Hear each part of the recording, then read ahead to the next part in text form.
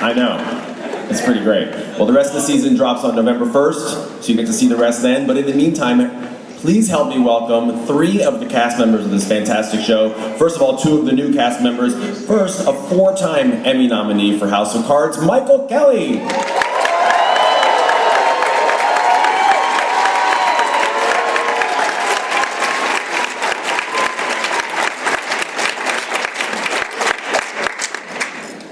The fantastic, phenomenal Noomi Rapace.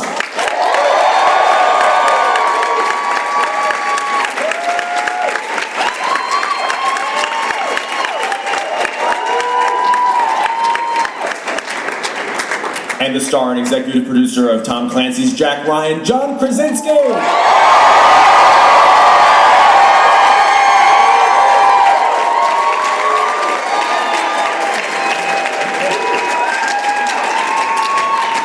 Everybody.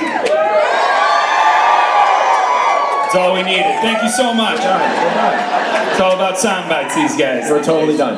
The fact that you got that applause, John, after screening an episode of a show in New York City where you say, "I hate the Yankees," proves how much we love you. Thank you. Thanks for bringing that up. That's why I'm here to talk about it. That's how much we love you, John, and you have balls for doing that, so great. John, I want to know, when in the process of Jack Ryan Season 1 did you get the news that there was going to be Jack Ryan Season 2, and what did it feel like to get that news?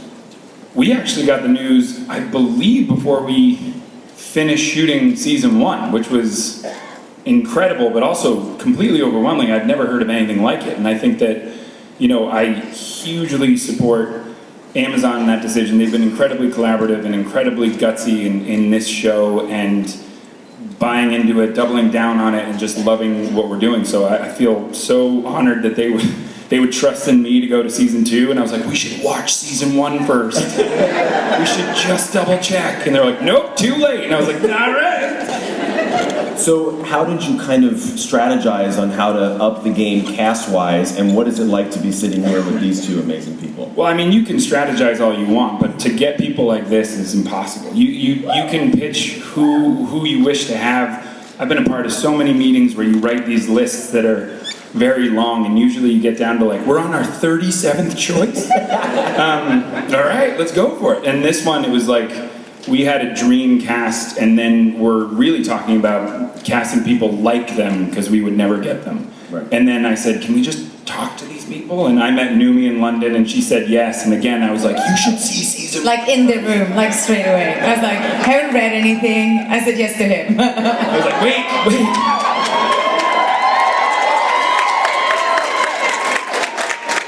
And you said yes to me too. He's hard to say no to. So Noomi, take me back to that meeting. What was it about what he said, or maybe your fandom of him, that led you to say yes without even seeing anything? I mean, I saw A Quiet Place like 2 weeks before.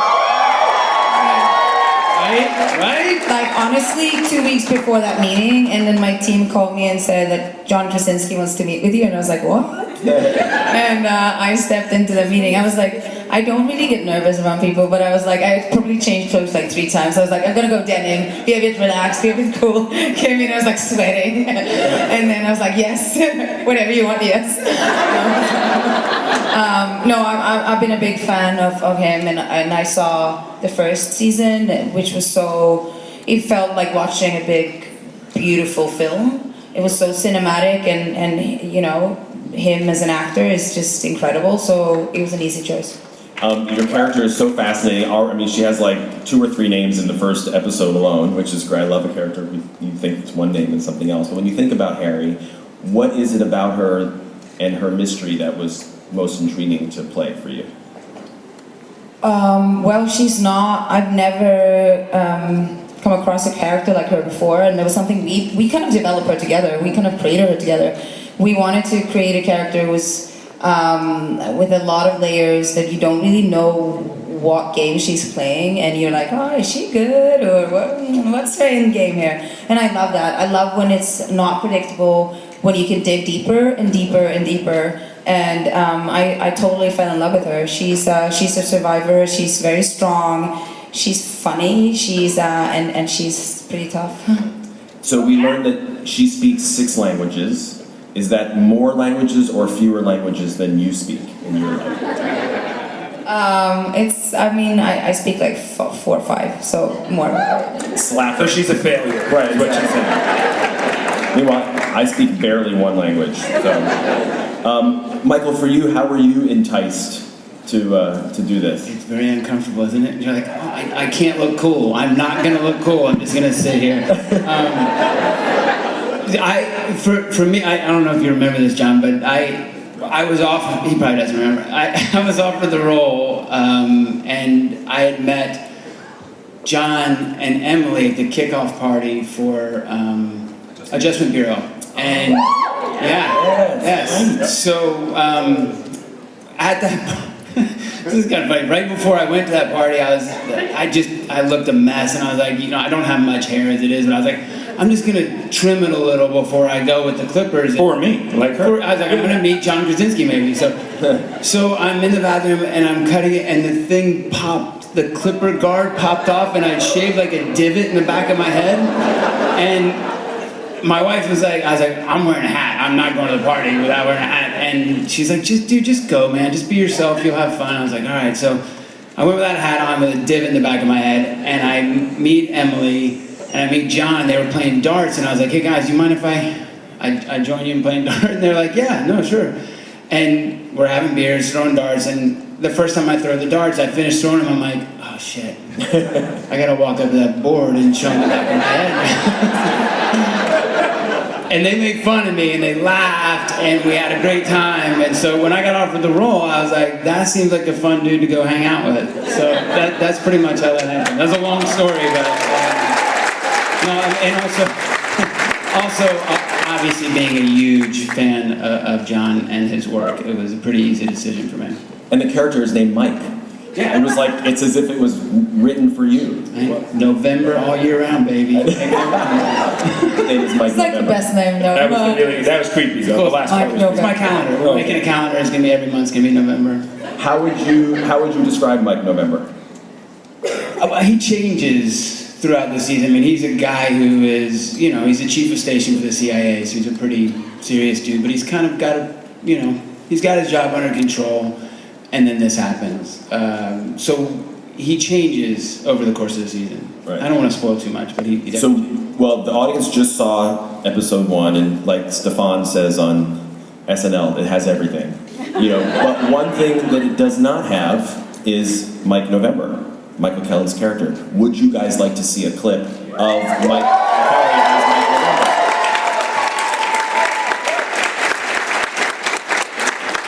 Well, when the episodes drop on November 1st, you'll see. No, I'm kidding. We have a clip of Michael Kelly as Mike November from later in the season, so let's check it out right now.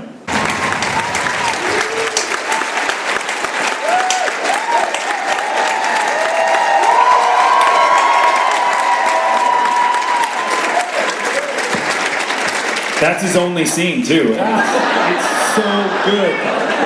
I don't know why we kept you for 6 months for that one scene, but it was so good. So this is what I love. I mean, for people who have not had the pleasure of talking to or meeting Michael Kelly, you're like the nicest person ever to walk the face of the earth, much less the nicest person like in show business. Why do you think these kind of like tough as nails, stoic characters that are so different from you are such a good fit for you? The eyebrows? I don't know. Something menacing about my eyebrows?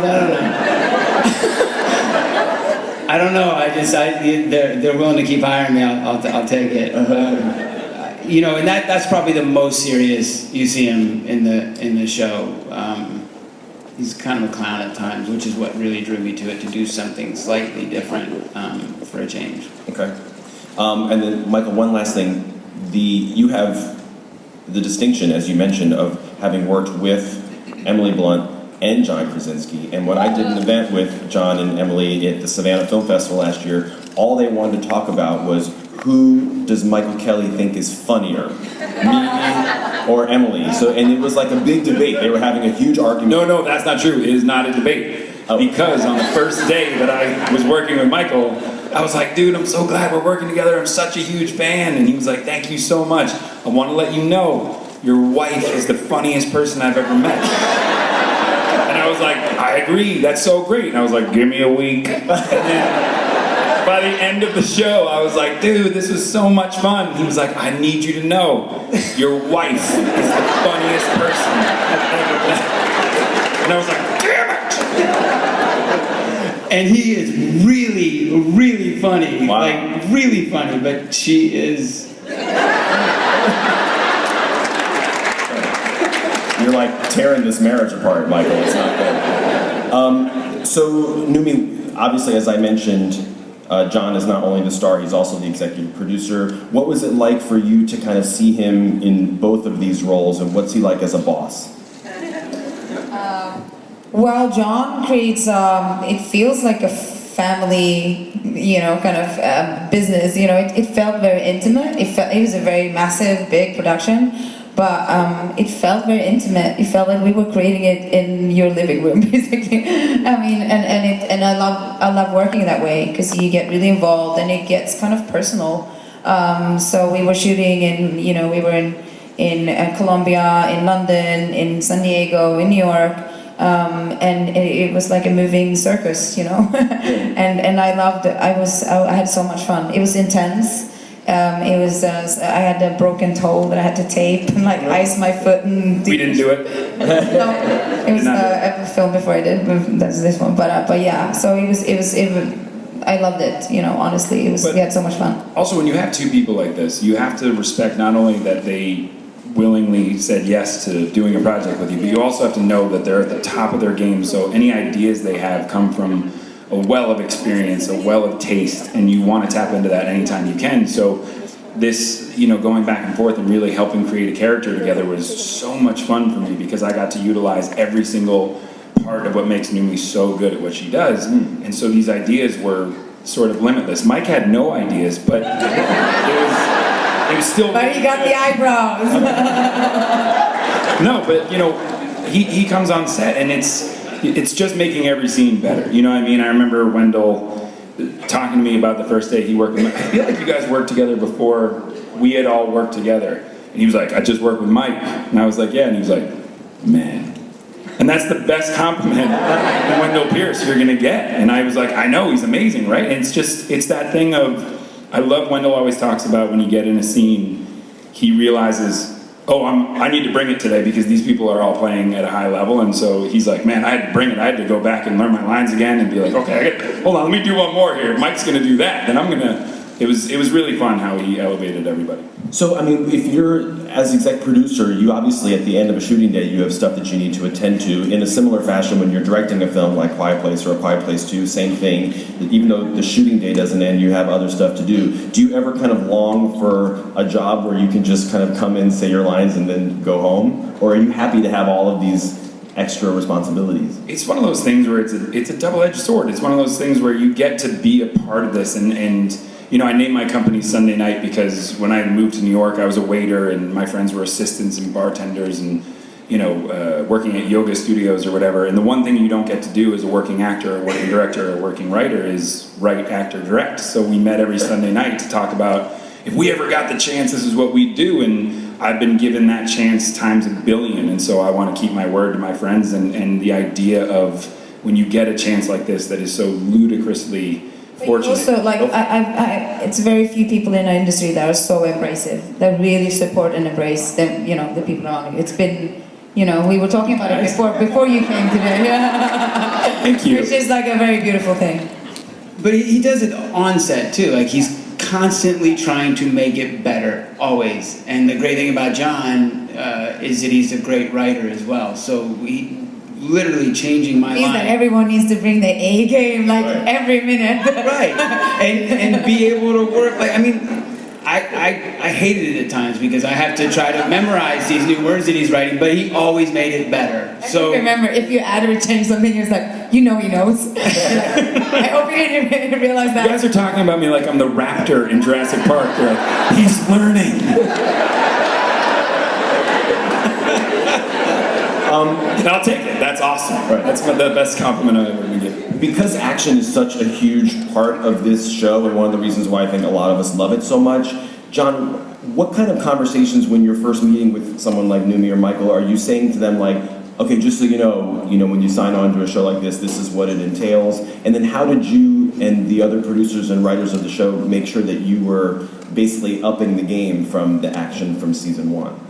Well, again, these guys had seen season 1, so they knew what we were, sort of the sandbox that we were playing in. I think they knew what they were signing up for. I definitely said that season 2 is much bigger. It's much more intense in a way, and it's very personal. I think Jack's going on a very personal journey this time, and I think also the cool thing, the difference between Jack first season to second season is the first season he didn't want to be involved in anything. He just wanted to write the report and let somebody else do it, and once you see behind the curtain, I think it changed him completely, and so I knew that the storylines were going to get a little more aggressive and a little more, action-wise, but also intensity of acting. And so I also said the schedule is really intense. We are constantly traveling and away from family for, 7 months. So it's one of those things where you're a traveling circus and you really have to embrace that. And they both signed up right away. So I so appreciate it. And then, Noomi, for anyone who's seen Girl with the Dragon Tattoo or Prometheus, you are no stranger to physicality on screen. How did this job compare with other action-oriented things that you had done, as far as things that you got to do? Harry's a chameleon. She can we start off as quite, you see her as quite feminine and, a true woman in a dress and high heels, and then she can go really dirty and be combat, ready for anything, which I love. And I feel like, also the way we were working, we shot on a real ship, and there was real worker during the day, and then we got the scene. They're like, okay, now we got the set. And it was like, okay, I have a fight scene in 1 hour. We need to figure this out. And it's that was kind of the way we were working sometimes, because if you find a location that's just magical, you don't have the luxury to maybe know what you're doing until the very last minute. So I'm kind of used to work that way, and I like that. And working with people around you that is very like-minded, it kind of makes everything easy. But you just have to be ready for anything. So I always work out hard, and I try to be disciplined and do my routines, and then be ready for fights. I love it. Mike, what about for you to go from Doug Stamper to Mike November? It sounds like you had to up your game on an action front as well. Yeah, I had to work out and do go back to my Dawn of the Dead Guns days, to refresh that muscle memory. A lot of the jobs I've done, you get some use of guns and whatnot, but a lot of guns in this. and flying a Black Hawk, that was my first time to fly in a Black Hawk. That was incredible. I'll never forget that, man. You're supposed to wear a 4-point harness in the Black Hawk, and they were like, for this take, we really can't see you if you're back in the chair. Would you mind just undoing the seatbelt? And meanwhile, the cargo door is this big, wide open, and I was like, yeah, of course I will. We're a couple hundred feet in there. I'm like, I'm just undoing this one, man. This is awesome.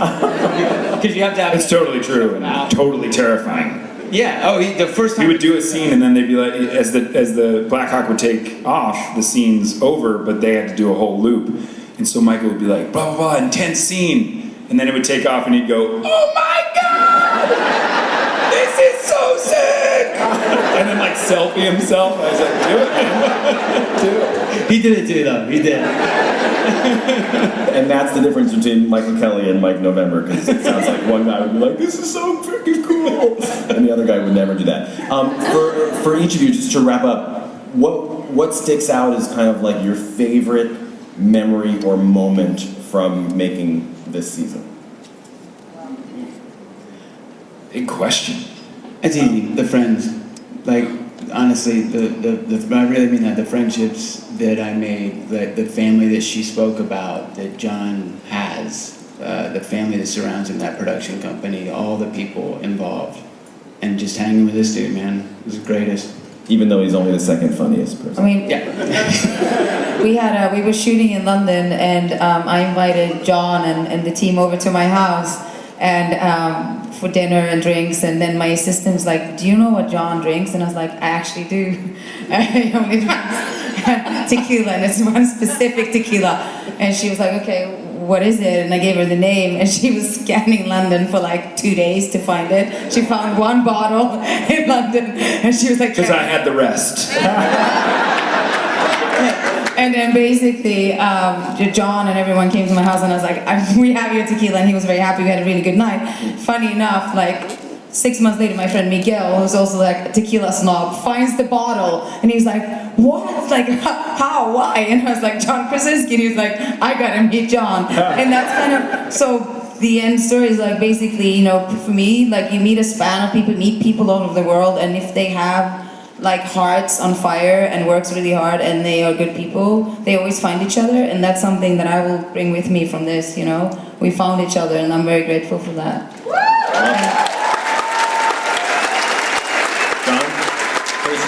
My answer doesn't mean anything now. That was so lovely. I was gonna be like, it was scene 112 of episode 6. Nerd. No, I would say, you know, the truth is, I really mean this when I say it's very nerve-wracking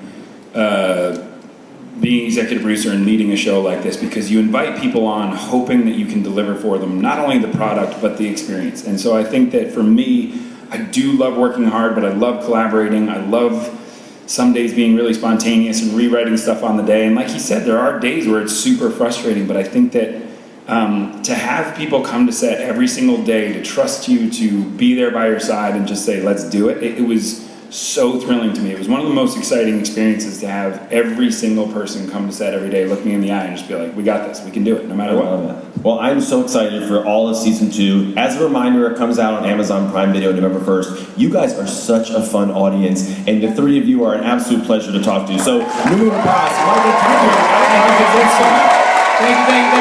guys, thank you so much. Enjoy the rest of your weekend.